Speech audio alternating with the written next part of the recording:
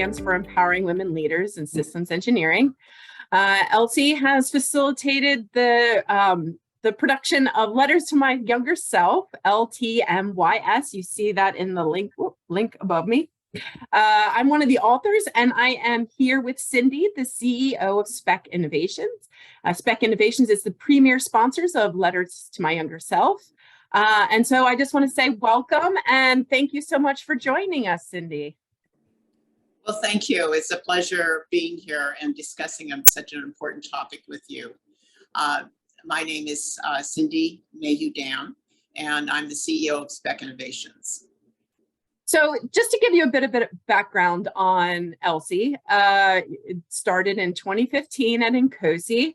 I was actually there at the International Symposium in Seattle, where we were sitting around the breakfast table discussing how we were going to launch it and have our first workshops. And in the 7 years since then, I've had a couple of different roles in EWLSE. I was the lead for the EMEA region, Europe, Middle East, and Africa. And since moving back to the United States, I'm now the lead for the Americas region. So I'm very excited to interview you today. And so I just want you to start off by, if you wouldn't mind telling us a bit about yourself and your background.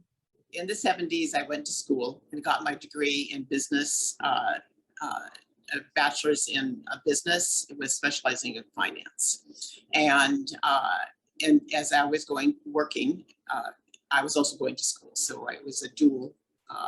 And at that time, I was a buyer for Nordstrom. And I was also worked for Eddie Bauer and set up their huge imports department. That was back when we started importing. That's when the international importing started, and I set up the department there.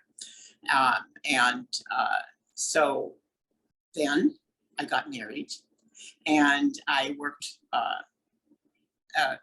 with my husband, but in the background. But he was traveling all the time, and he wasn't around. And we decided to start our own business so we could see each other. And I have a business background, and he had the science background, and it worked out perfectly. And that's when we started. So what motivated you to create SPEC Innovations?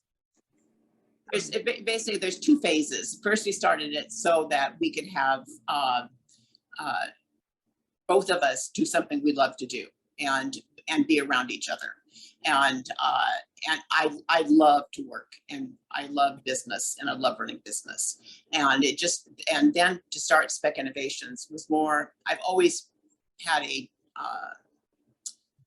I guess it would be a dream. I've always wanted to have a company that I could give to women and the support that I didn't have when I was working. It was just something I take note, like, you don't do that to women when you're working. And I wanted that environment for them also. So I set up something, and we set up something in the company that fosters women to feel comfortable, to be able to come to work, have a family, and have a work-home environment so that they can also have work and also have a family. And it sounds a little different now, but back when that was not something that was the way it was. And it was different. You had to basically fight for everything that you got, and which I did, but you had to fight for it. And to be a woman in the men's world, a woman in the men's world, it was really a challenge, because I would be at meetings where I was the only woman, continually traveling. I was the only woman. It was just a men's world. And to me, it's so exciting to see it not that way anymore. It just means everything to me to see the difference that I can give to women at work. So you spoke a bit about this already, but if you could maybe elaborate a little bit more, what kind of workplace environment does SPEC Innovations have? Okay, we have a very open and collaborative environment where we employees are very comfortable working with other employees and working on projects together. if they have an ideas about new ideas or something they think can be better, they're very comfortable coming and talking to us about it. We have fostered an environment that we employees know we appreciate them, and that I think employees feel that they are valued in our company. One thing that you said that I love, and I just wanted to, point it out, or, underscore it a bit, is that it's not about, women, adapting to more traditional male-dominated spaces, but more that you're creating an environment that is geared towards the entire gender spectrum. Because I really personally feel that having it like that breeds innovation. You can't, when you only have a, one type of work environment, you only get what you would produce from that kind of work environment. So I really love the approach that you're describing at SPEC Innovations. Yeah. So how does your company help foster diversity then, in order to have that really, like an equitable work environment, but like one that empowers a variety of different voices? Starting out with my work in the 70s when I was working, I was very aware of how that slanted everything was towards the male business person that I was working with. The wording was that way.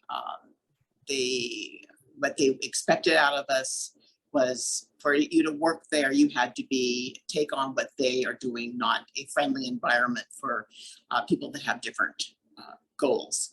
And so for me, it was very important that we were able to make it a comfortable place for all people to work. So when we do look for people, we make sure that we have a standard of how we send out our job descriptions, so it's not targeting a certain group of people. And so we keep it very open. And then when we do bring them in to interview, the interview process is such as that we just test their skill sets. So that keeps it that as a diverse group of people that we are looking at. We also have a PTO system that for time off, that people do not have to take their normal federal holidays. They can take the ones that they want to take for the holidays that are important to them. How do you encourage women personally at SPEC Innovations? My door is always open for them to come talk to us, to talk to me. And I encourage them to take on new projects, take on new opportunities, and stretch themselves. I now make sure that everybody has the same opportunities. So. Mm-hmm. So what motivated you to create a company that encourages women and fosters diversity?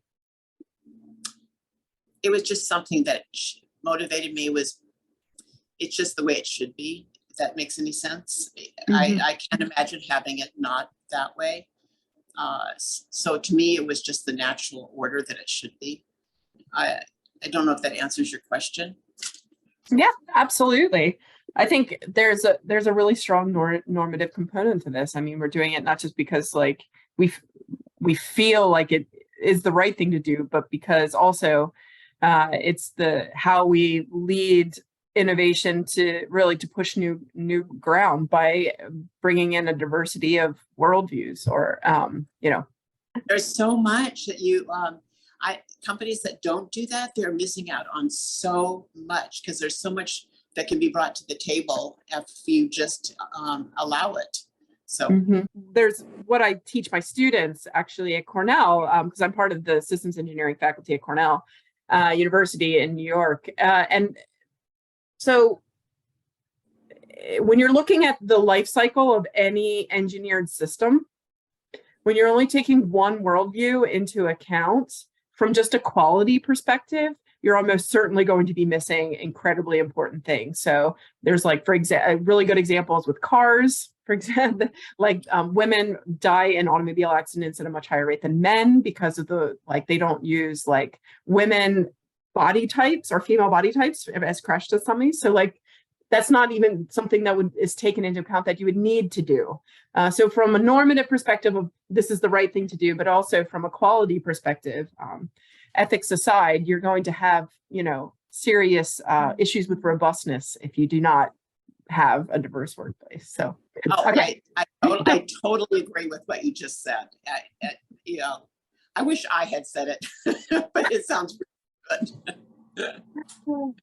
So I'm going to go into a couple of questions about, bringing in letters to my younger self, and so the letters to my younger self book that you so kindly sponsored is all about how what we would say to ourselves when we were younger.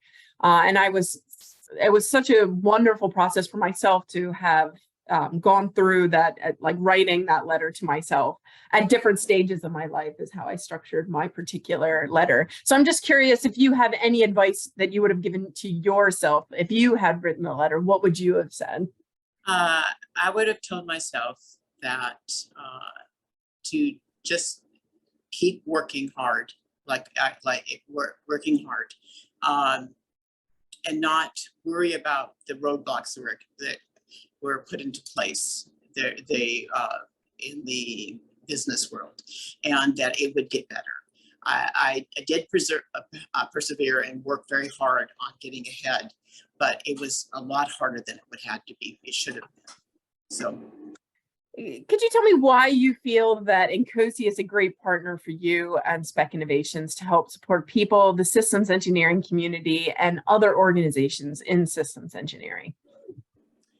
It's actually an excellent forum for systems engineers to get together and to discuss ideas, work out, hear new ideas, new processes, discuss what's going on in the systems engineering field.